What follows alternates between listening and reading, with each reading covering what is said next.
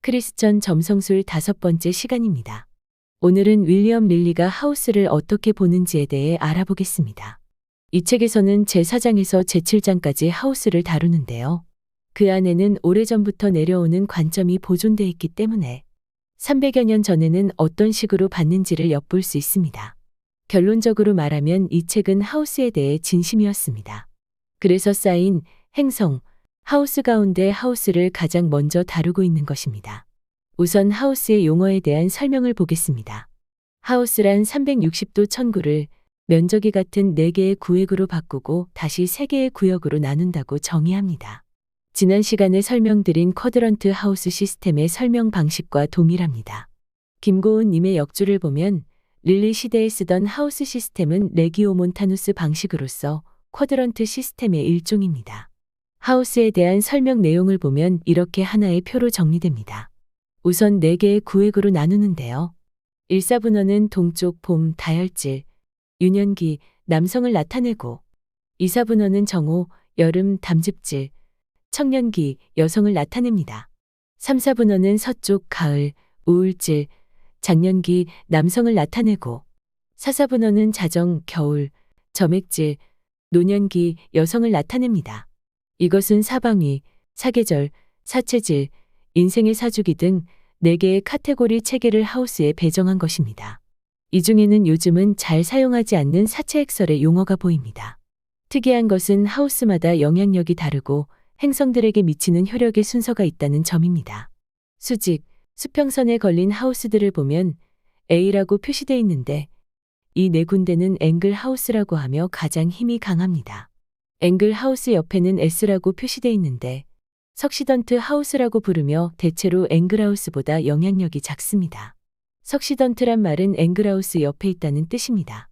그 다음에는 C가 표시되어 있는데 이것은 케이던트 하우스로서 대체로 가장 힘이 약합니다. 케이던트는 하강한다는 뜻을 가지고 있습니다.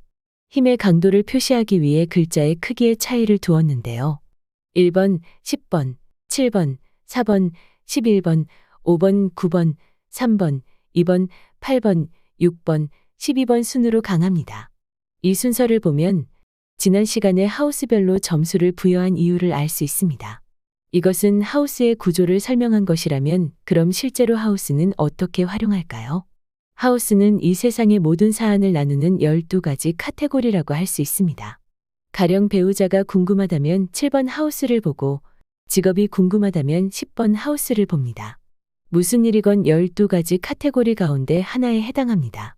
인체 부위, 행동 방식, 삶의 특성, 생활 수준 등 모든 것이 12하우스 가운데 하나에 대응되지요.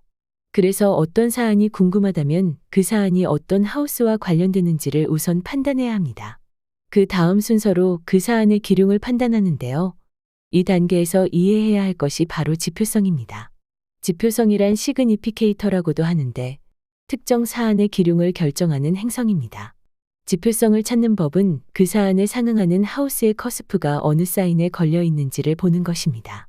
그 사인의 지배행성이 바로 지표성입니다.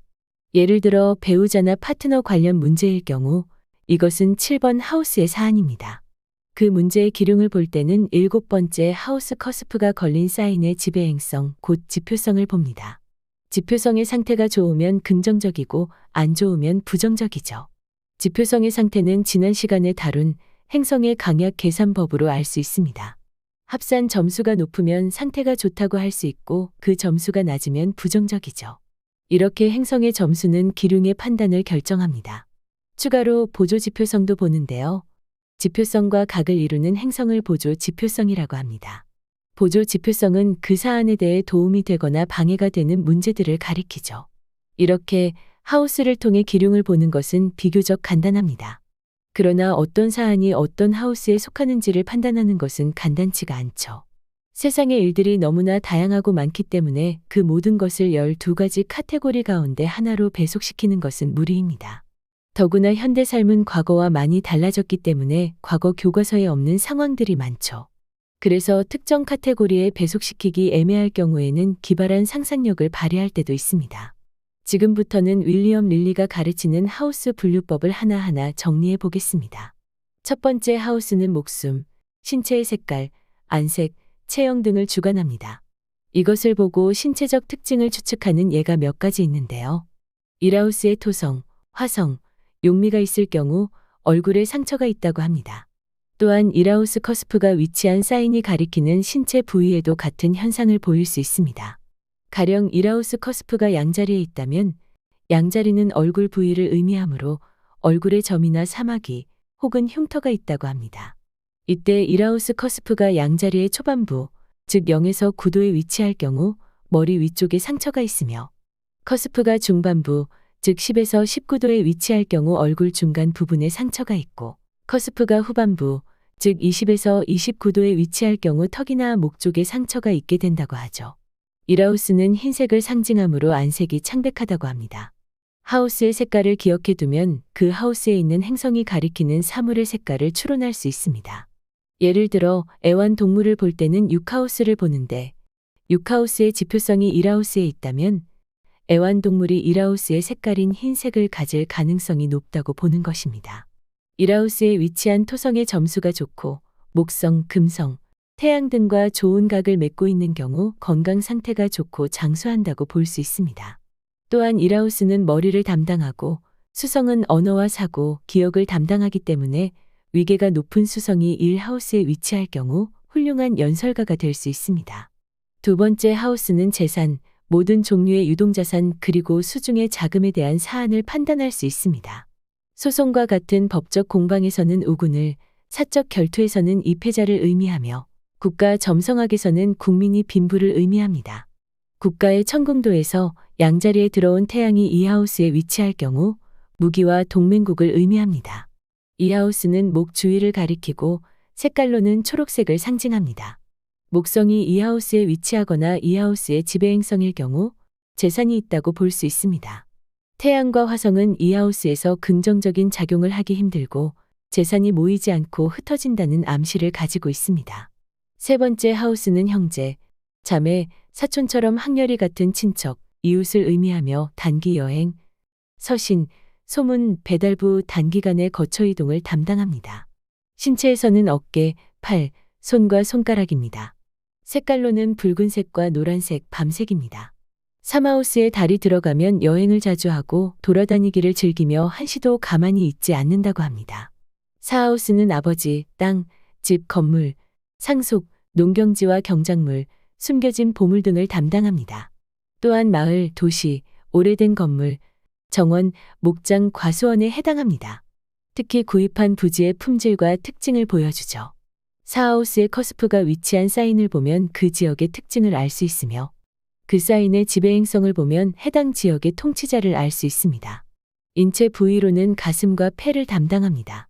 4하우스에서 아버지를 판단할 때는 낮에 천궁도일 경우 태양, 밤에 천궁도일 경우 토성을 봅니다. 4하우스에 태양이 위치할 경우 아버지는 귀한 집안 출신일 수 있다고 합니다. 5하우스는 자녀, 국가를 대표하는 사신, 임신한 여인의 상태, 연애, 술집, 여인숙, 연주, 아버지의 재산, 신생국의 군사력, 아기의 성별, 자녀의 건강과 질병을 담당합니다. 신체 부위로는 위, 간, 심장, 옆구리 등이며 색깔로는 흑색, 백색, 꿀색을 주관합니다. 화성이나 토성이 5하우스에 위치할 경우 말 안 듣고 버릇없는 자녀를 가지게 됩니다.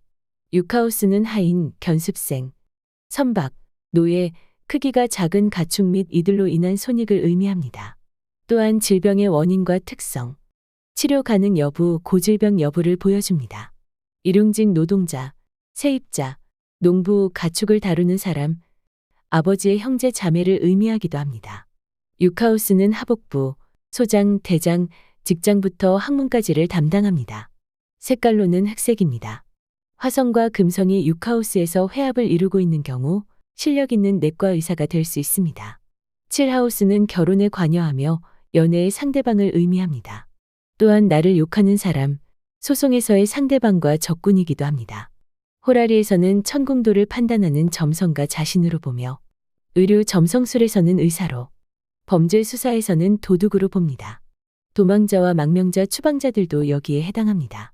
배우자나 연인의 용모, 이력, 출신 등을 나타내기도 합니다. 국가 점성학에서는 전쟁과 평화 그리고 누가 이기는지를 보여줍니다. 토성이나 화성이 7하우스에 위치할 경우 결혼 생활이 불행함을 의미합니다. 색깔로는 어두운 흑색을 의미하며 신체 부위로는 배꼽 주위와 엉덩이 주위를 담당합니다. 8하우스는 고인이 남긴 재산의 규모와 형태, 유언, 배우자의 재산을 관여합니다. 또한 소송에서는 상대방을 돕는 세력에 해당합니다. 죽음을 맞는 방식 그리고 무엇이 근심과 공포를 일으키는지도 보여줍니다. 누가 실제 상속자가 되는지도 역시 8하우스를 통해 알 수 있습니다. 신체 부위로는 생식기를 담당하며 색깔로는 녹색과 흑색입니다. 질병으로는 치질과 비뇨기계의 결석, 배뇨곤란증, 약물 중독과 방광의 전반적인 문제를 다스립니다. 9하우스는 항해와 장기 여행, 종교계 종사자, 영적인 계시, 외국 관련 사안, 서적과 교육, 배우자의 형제 자매 등을 담당합니다. 색깔로는 녹색과 흰색입니다. 신체 부위로는 엉덩이 아래쪽과 허벅지를 다스립니다. 목성이 9하우스에 위치할 경우 종교적으로 독실하지만 9하우스의 용미, 화성, 토성이 위치할 경우 그와 반대가 됩니다. 10하우스는 국왕, 귀족, 판사, 고위 공무원, 군대의 사령관, 지역의 통치자, 어머니, 명예, 승진, 위계의 관공서, 법조계 인물을 나타냅니다. 10하우스가 어머니인 이유는 아버지를 의미하는 4하우스의 반대편이기 때문입니다.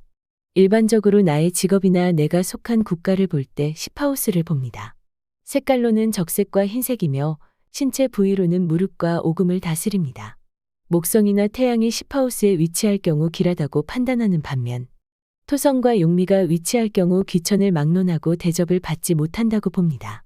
11하우스는 교우관계, 희망과 신뢰, 확신, 주위 사람들의 평판, 신용 문제를 보여줍니다. 국가적으로는 왕의 측근, 고문, 공무원, 국고, 재무부 등에 관여하며 전쟁에서는 군사력을 의미합니다. 신체 부위로는 종아리부터 발목까지를 다스리며 색깔로는 노란색입니다. 여기서 독자들의 이해를 돕기 위해 당시 런던을 예로 드는데요. 10하우스는 런던 시장, 11하우스는 런던 의회, 1하우스는 일반적인 런던 시민에 해당한다고 합니다. 12하우스는 드러나지 않는 적대자, 음의 세력, 마녀와 무당, 크기가 큰 가축이나 동물, 슬픔과 재난, 감금, 고통, 자멸 그리고 고자질하는 사람들을 의미합니다. 신체 부위로는 발을 다스리며 색깔로는 녹색입니다. 이러한 12하우스에 대한 설명은 프톨레마이오스가 남긴 원칙을 바탕으로 하여 윌리엄 릴리가 임상에서 경험한 사실을 덧붙인 것들이라고 밝힙니다. 이상 하우스의 원리와 12가지 카테고리를 살펴봤는데요. 이것은 점성학의 추상적 원리와 실제 현실 생활을 연결해주는 고리와 같습니다. 추상적으로 미래를 예측하는 것이 아니라 구체적인 사안을 보기 위해서는 하우스에 능통해야 합니다. 행성의 강약을 점수로 매기는 것은 컴퓨터가 간단히 해주지만 어떤 사안이 어느 하우스에 속하는지를 판단하는 것은 다양한 부류의 사람들의 현실적인 삶에 대한 구체적인 이해가 깊어야 가능합니다. 그리고 카테고리를 찾기 어려운 애매모호한 사안에 대해서는 상상력도 필요합니다. 하우스에 얼마나 능통한지 여부가 점성학을 현실에 얼마나 잘 활용하는지를 좌우하는 첩경이 아닐까 합니다. 그리고 이 책은 점성학을 실용적으로 활용하기 위한 책이기 때문에 전체적으로 하우스 기준으로 편집돼 있습니다. 그럼 오늘은 여기까지 하고 다음 시간에 뵙겠습니다. 감사합니다.